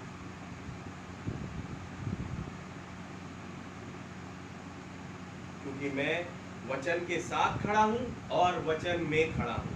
यदि आप आत्मिक रूप से धनी होते हैं तो जानते हैं कि ये सही है। आमीन। हालेलुया। यानी आत्मिक रूप से भी कोई धनवान है वचन के साथ। जैसे लौदी कह रहा है मैं धनी हूँ, धनवान हो गया हूँ शारीरिक तौर पर, लेकिन क्या आत्मिक रूप से भी कोई चिल्ला रहा है मैं धनी हूँ और धनवान हो गया हूँ, मुझे किसी वस्तु की घटी नहीं है क्योंकि खुदा मेरे साथ है। हालेलुया। आकाश और पृथ्वी का मालिक, सारी सृष्टि को रचने वाला, जब वो मेरे साथ है किस बात की घटी होगी मेरे। सारपत की विधवा जब कनस्तर का आटा ही निकल रहा है, कुप्पी में का तेल निकल रहा है, वो कह रही मैं सबसे धनी हूँ। हालेलुया। हालेलुया। मुझे किसी वस्तु की घटी नहीं, सब चीज है मेरे। क्यों? क्योंकि मेरे पास दूत है, नबी है खुदा का। हालेलुया। हालेलुया। जिसके पास भेजा हुआ है उसे किसी बात की घटी नहीं है। नेवर। आत्मिक रूप से भी एक पुकार है कि मैं धनी हूँ, धनवान हो गया, मुझे किसी वस्तु की घटी नहीं। तो नबी कह रहे हैं उनसे जो आत्मिक रूप से धनी है, आप जानते हैं मैं क्या कह रहा हूँ, कुछ भी और सत्य नहीं सिवाय वचन के। हालेलुया। पौलुस कहते हैं और मैं कहता हूँ कि स्त्रियां ना उपदेश करें और ना पुरुष पर आज्ञा दें। सही बात है। हालेलुया। हालेलुया। पौलुस कहते हैं और मैं कह रहा हूँ। आमीन। आमीन।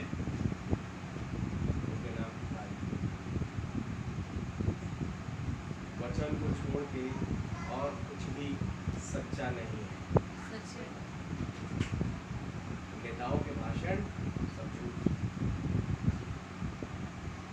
मैं ये कर दूंगा, मैं वो कर दूंगा। उनके 2000 अभी जो बजट दिया उन्होंने पार्लियामेंट में, उनके अपने ही समर्थक उन पे धावा बोल रहे हैं। आप क्या कर दिया वचन के साथ? कहीं को तो पता ही नहीं है हमें मिला क्या।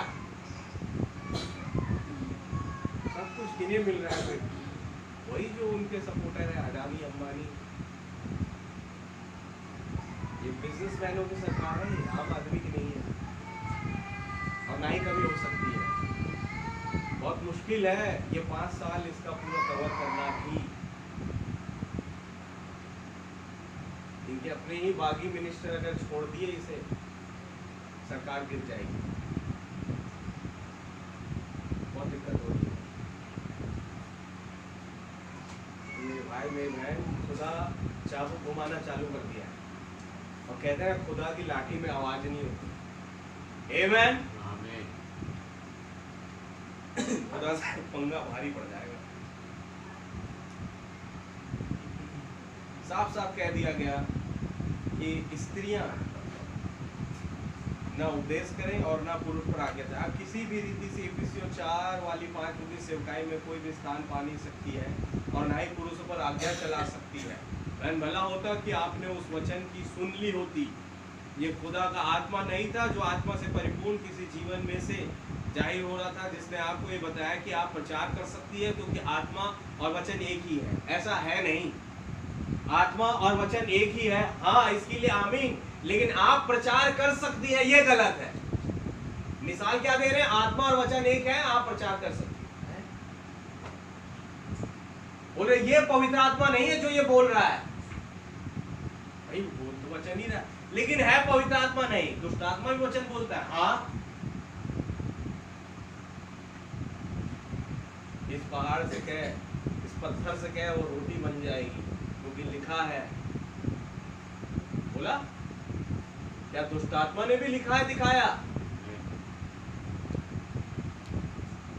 तो अपने आप को यहाँ से गिरा दे, उससे दूध हाथों हाथ तुझे उठा लेंगे, लिखा है।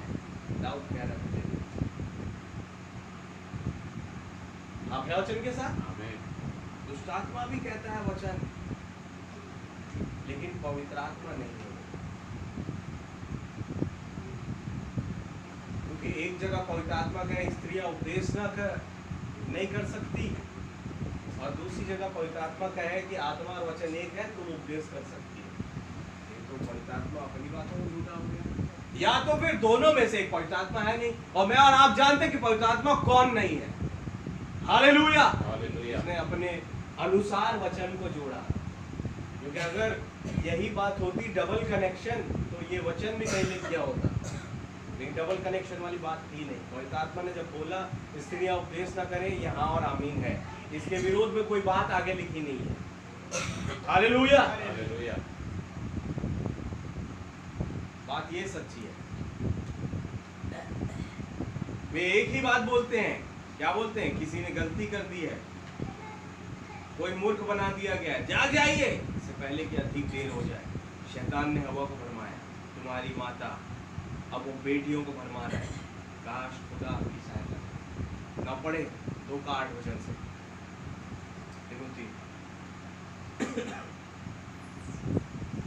इसलिए मैं चाहता हूँ कि हर जगह पुरुष बिना क्रोध और विवाद के पवित्र हाथों को उठाकर प्रार्थना किया करे। हाँ जी। वैसे ही स्त्रियां भी संकोच और संयम के साथ सुहावने वस्त्रों से अपने आप को संवारे। स्त्रियां भी संकोच और संयम के साथ सुहावने वस्त्रों के साथ अपने आप को संवारे।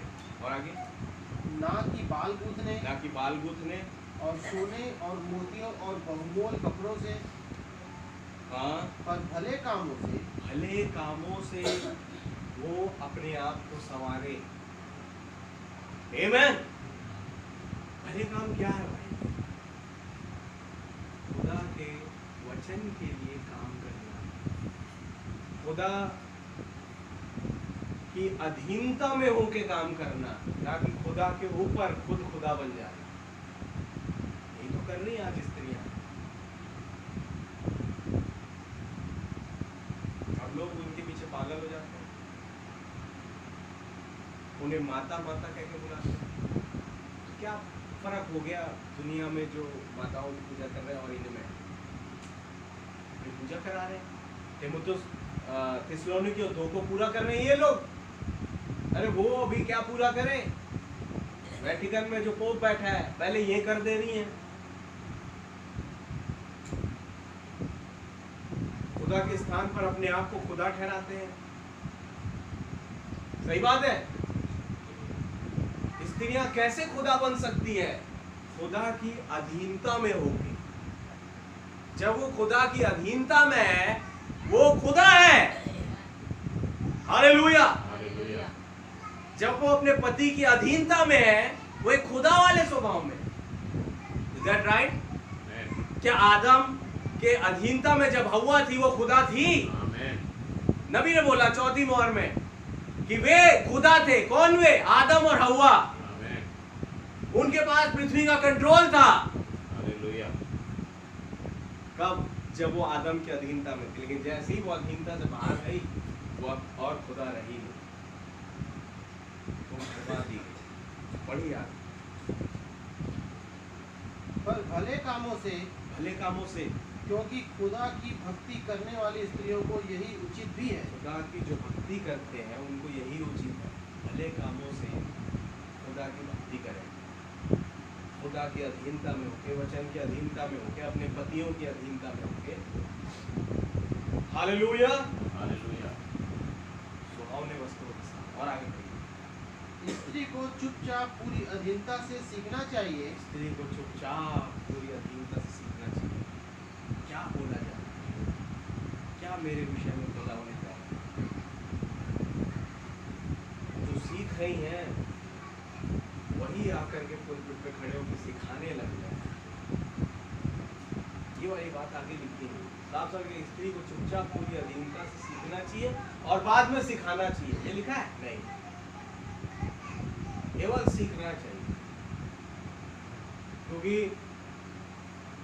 यीशु मसीह कहा धन्यवाद पिता आपका कि आपने इन बातों को ज्ञानियों समझदारों से छिपा रखा और हम बालकों पर प्रकट किया। ब्रदर ब्रैनम ने बताया बालक कौन? रिवलेशन से वे जो सीखना चाहते हैं।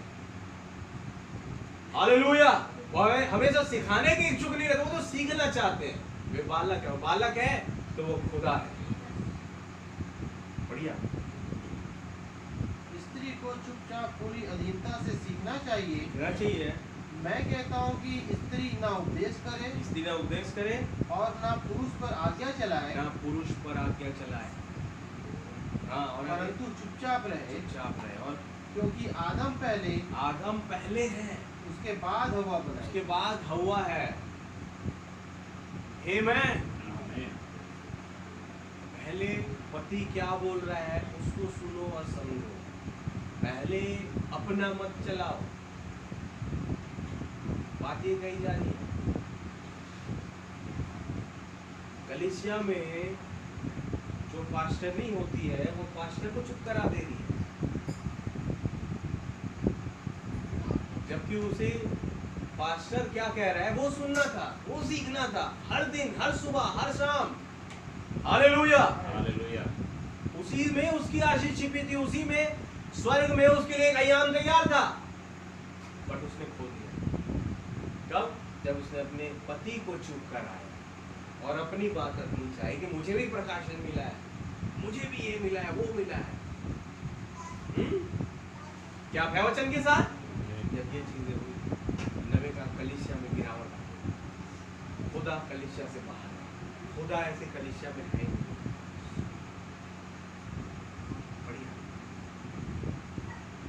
और आदम बहकाया ना गया, पर स्त्री बहकाने में। आदम को कभी भी सांप बहका नहीं सकता। नेवर। पता पड़ा कि ये है बाय प्रोडक्ट, इसे पकड़ो, मैं इसे बहकाता हूँ। जैसे ही वो आदम की अधीनता से दूर हुई और बाहर निकली वचन के बाड़े से, बोले ये है मौका। ये तुरंत इसको जब बताऊंगा ना समझ जाएगी। आमीन। और उस बार बार यही चीजें समझा रहा है। भाई आशीष हर एक मंगनी में इसी आयत को उठाते हैं कि मैं डरता हूँ कि जैसे शैतान ने हव्वा को बहका दिया वैसे ही वो तुम्हें भी ना बहका।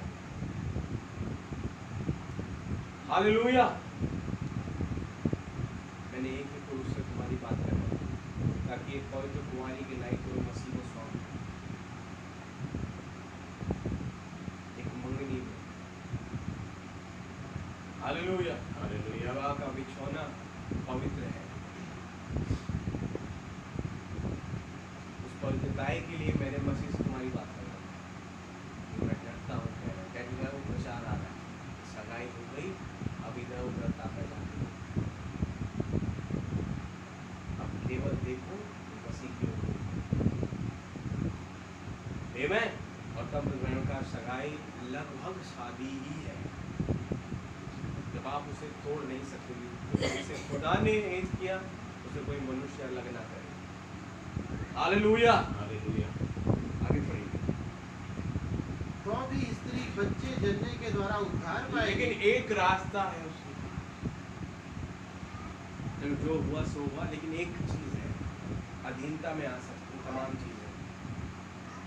स्त्री के लिए एक सबसे बड़े आशीष का पार्ट खुदावन ने रखा, वो बच्चा जने, जिसके द्वारा उसके जीवन में उद्धार आए। Hallelujah, hallelujah. अच्छा, आज की स्त्रियां तो इसी चीजों से भागती है कि देखो मेरा फिगर खराब हो जाएगा, मैं इतने साल तक बच्चा नहीं चाहती, हमारा भी कोई स्टेटस है, ये है वो है, तुरंत हम बच्चा नहीं करेंगे। ये चीज चल रही है आज दुनिया में, क्योंकि वचन आपको दिखाई दे रहा है कि बच्चा जनने के द्वारा स्त्रियां उद्धार पाएंगी। तो उद्धार के काम को ही वो टुकरा दे रही, तो कहां से उद्धार ले?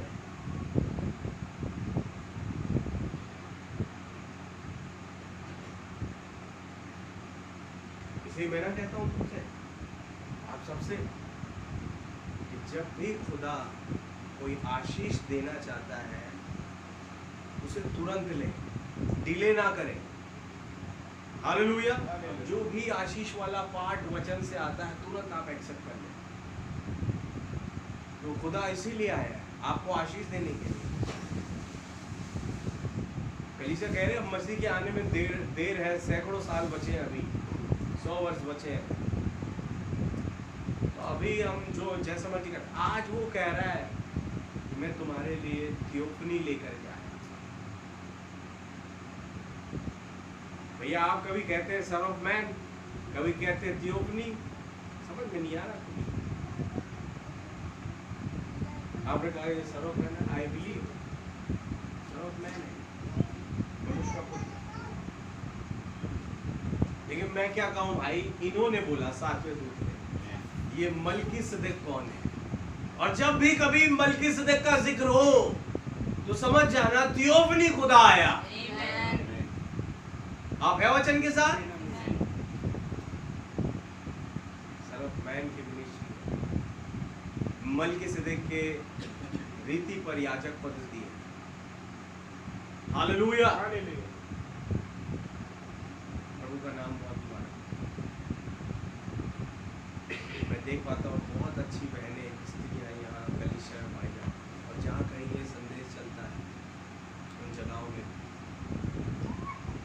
जो अधीनता में होते हैं अपने पति की, मसीह की, वो चल रही हैं, सीख रही हैं। मुझे कब तक सीखे? जब तक पृथ्वी पर है तब तक सीखेंगे। हालेलुया। एक दिन आ रहा है जब फुल स्टॉप लगेगा और एक आवाज के द्वारा मसीह हमें यहाँ से लेगा। तब तक जो वचन ने कहा है हम उसे नहीं काट सकते कि स्त्रियां उपदेश न करें, स्त्रियां चुपचाप सीखे। हालेलुया। ये वाली बात को हम काट नहीं सकते क्योंकि वचन कह रहे हैं। आमीन। ये तो बात थी कलीसिया की स्त्रियों के लिए। अब उसके लिए जो एक पूरे स्त्री रूपी कलीसिया को दर्शाती है, जिसे मैं और आप कहते हैं ब्राइड, वो अपने पति के अधीनता में है, जैसे मैं और आप भी है, जिसमें पुरुष वर्ग भी आता है। हमारा पति एक ही है, प्रभु यीशु मसीह। हालेलुया। अब उसकी अधीनता में कैसे रहे? जो भी रेवलेशन, जो भी मैसेज, जो संदेश प्रभु देता है, हमें उसे मानना जरूरी है, उसकी अधीनता में रहना जरूरी है, उसका अनुकरण करना जरूरी है। तभी हम उसकी एक पवित्र कुंवारी पत्नी के जैसे दिखाई देती है, वर्जिन ब्राइड। हालेलुया।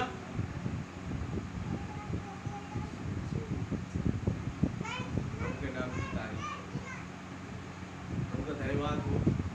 ये दुल्हन उनके वचन के द्वारा गर्भवती है। आमेन। तो सोचिए, क्या इनकी अधीनता में दुल्हन को रहना है? एक एक व्यक्ति को रहना है दुल्हन कलीसिया के? बिल्कुल मेरे भाई।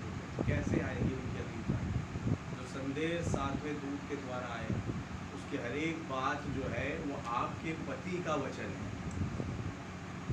हालेलुया। ये बात सही है। भाई ब्रनम आपके पति नहीं है, बोला तो उन्होंने, आपके पति नहीं, लेकिन आपके पति की ओर से बोला। हालेलुया। उन्होंने आपके पति प्रभु यीशु मसीह जिनकी ओर से इन्होंने बोला। तो हर एक वचन जो नबी ने बोला वो समझ जाए वो आपके पति का वचन है, तो उसे मानना आपको बहुत जरूरी है। आमेन। उसका अनुकरण करना बहुत जरूरी है। तब आप वो स्त्री दिखाई देती जिसे पौलुस चेता रहा है, स्त्रियां चुप रहे, अधीनता से सीखती रहे। हालेलुया। जब कभी खुदा मौजूद हो उसके विरोध में ना बोले। आमेन। उससे बढ़ने की कोशिश ना करें। मेरे पति के वचन से बड़ा कोई नहीं है। आमेन। क्या ये जो वचन हमने पढ़े आज, ये हमारे पति के वचन है? आमेन। हमारे प्रभु, हमारे स्वामी के वचन है? आमेन। कई लोग गलत कटाक्ष देंगे मुझे, क्या आप भाई ब्रनम को ही पति बना दिया? नहीं, उन्हें नहीं बनाना। मैं कह रहा हूं वो मेरे पति की ओर से बोला। हालेलुया। क्योंकि मेरे पति ने अलाउ किया कि तुम मेरी ओर से बोलो। आमीन। आप है वचन के साथ? हर समय उन्होंने यही किया। अब देखिए, यद्यपि मैं उनका पति था, यिर्मयाह की किताब में लिखा है 31 अध्याय में, ये कौन कह रहा है? खुदा कह रहा है, लेकिन बोल कौन रहा है? यिर्मयाह। तो यिर्मयाह पति हुआ कि खुदा पति हुआ? खुदा। लेकिन यहोवा यूं फरमाता करके यिर्मयाह इजरायलियों के सामने रख रहा है, जो खुदा ने उसे अलाउ किया। बिल्कुल वही बात है, खुदा उन देहों को इस्तेमाल करता है। आमीन। सो प्रभु का नाम बहुत मुबारक हो, उसके नाम की जय, स्तुति, तारीफ, प्रशंसा बढ़ाई हो। प्रभु इस वचन के द्वारा आपको बड़ी बरकत और आशीष दे। आइए हम प्रार्थना करें, सभा को समाप्त करें। प्यारे खुदावन प्रभु यीशु मसीह, आकाश और पृथ्वी के मालिक, मैं आपका बहुत धन्यवाद देता हूँ खुदावन, इन महान वचनों के लिए जो आपने हमें दिया प्रभु यीशु मसीह। सच में खुदा, एक दुल्हन रूपी कलीसिया के तौर पे प्रभु यीशु मसीह, कैसे हमें आपकी अधीनता में होकर सीखना है, कैसे आपकी उन हरेक बातों का अनुकरण करना है लॉर्ड। हम देख पा रहे हैं प्रभु एक खुशखबरी को हमारी, कि सचमुच में प्रभु यहाँ वो कलीसिया है जहाँ बहनें एक सुहावने पोशाक के तहत एक भले कामों करते हुए पाई जाती है, जो वचन की अधीनता में वो क्या आता है। मैं आपका धन्यवाद देता हूँ, पुरुष वर्ग भी उन्हीं कामों करता हुआ पाया जाता है जो वचन की अधीनता में होके आती है। ओ प्रभु, ऐसी कलीसिया को, ऐसे भाई बहनों को आप बड़ी बरकत और आशीष दें। हाँ प्रभु जी, आप हर एक को जानते, उनके नामों को जानते प्रभु यीशु मसीह। हाँ खुदा, समय रहा नहीं खुदा उनके, मैं हर एक के नामों को बोलूँ, लेकिन आपको स्मरण है। आप उस हर एक नाम को प्रभु जो इस कलीसिया का है प्रभु जी, जो इस संदेश के अधीनता में होके चलता है, चलती है, उन्हें ब्लेस करे लॉर्ड। उनके जीवन की तमाम परेशानी परिस्थितियों को दूर कर दे लॉर्ड। अपने वचन की परिपूर्णता में बने रहने का पसंद है। वो पिता, मैं पाता हूँ यहाँ पे वो लोग हैं खुदा, जो बहनें अपनी बालों को नहीं काटती, जो भाई स्त्रियों का पहरावा नहीं पहनते। हाँ खुदा, इन्होंने उन वचन की अधीनता में रहना ही अपने लिए भला समझा, और ये पुकार रही है इनके अंदर से वो आत्मा खुदा, तो कहती है कि मैं धनी हूँ। किस रूप में? आत्मा की धनवान हूँ। ओ प्रभु, क्योंकि आप यहाँ हैं, मुझे किसी वस्तु की घटी नहीं है। हाँ लॉर्ड, मैं धन्यवाद देता हूँ आपको। आपके नाम की जय स्तुति तारीफ प्रशंसा बढ़ाई। आप धन की सुंदरता और उसके ऐश्वर्य के साथ नहीं है प्रभु जी, आप लोगों के मन की सुंदरता के साथ। मैं आपका धन्यवाद देता हूं कि वो आपके अधीनता में पाए जाते हैं, और जो अधीन नहीं है वो आपसे दूर है, आप वहाँ है नहीं। प्रभु रहम करे, यहाँ मौजूद मेरे तमाम भाई बहन हमें से कोई भी आपकी अधीनता में ना हो, ऐसा ना हो खुदावन।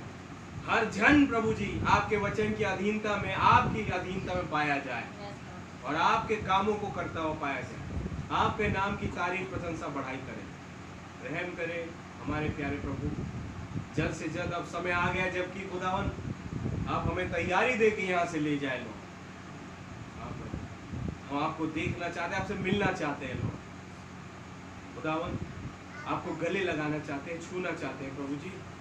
रहम करे पिता, क्या वो समय आ ही जाए लोग, जब वो आवाज आए हमें इस पृथ्वी वाले अय्याम से बदल के स्वर्गीय अय्याम में तब्दील कर दे, जैसा आपके दूत ने बोला प्रभु। मैं विश्वास करता हूँ हर एक बात हाँ और आमीन है और उसका पूर्तिकरण है खुदा।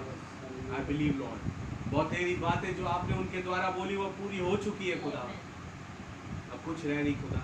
मैं विश्वास करता हूँ कि वो भी पूरी होंगी, शायद कल 6 से 9 के बीच में हो जाए, क्योंकि आप कुछ भी कर सकते हैं, आप हर एक चीज को संभव करने वाले प्रभु हैं, और जब आप साथ हैं प्रभु कोई चीज संभव नहीं। मैं आपका धन्यवाद देता हूं, आप हमारे साथ बने रहें, अपनी मौजूदगी को निरंतरता में बनाए रखें, ताकि कोई भी बुराई पर और दिक्कतें हमें ना पाई जाए प्रभु। रहम करें लॉर्ड, एक प्रायश्चित, एक पश्चाताप हमारे मन में जब हम आपके सम्मुख मौजूद होते हैं और आपके अधीनता में होकर प्रभु जी आपके नाम का धन्यवाद दें, आपके नाम का गुणानुवाद करें, मदद करें, रहम करें, सहायता करें, हमें से हर एक के संग और साथ में। जैसे सुरक्षित आपने पहुंचाया भवन में प्रभु, ऐसे सुरक्षित घर जाने में मदद करें, हर चीज को प्रभु सही सुरक्षित पाए आपके नाम में, आपके नाम की तारीफ प्रशंसा बढ़ाई करें। सारी बातों में आदर महिमा और धन्यवाद केवल आपको देते हुए दुआ हमारे उद्धार करता जीवित खुदा प्रभु यीशु मसीह के नाम से मांगते हैं, आमीन। ऐ हमारे बाप आप जो आसमान में हैं, आपका नाम पाक माना जाए, आपकी बादशाही आए, आपकी मर्जी जैसे आसमान में पूरी होती है जमीन पर पूरी हो। हमारे रोज की रोटी आज हमें बख्श दे, जिस प्रकार हम कसूरवारों को माफ फरमाते हैं, आप भी हमारे कसूरों को माफ फरमाएं, हमें आज़माइश में ना पड़ने दें, बल्कि बुराई से बचाएं, क्योंकि बादशाही, कुदरत और जलाल हमेशा आपका ही है, आमीन। बोलो प्रभु यीशु मसीह की जय, बोलो प्रभु यीशु मसीह की जय।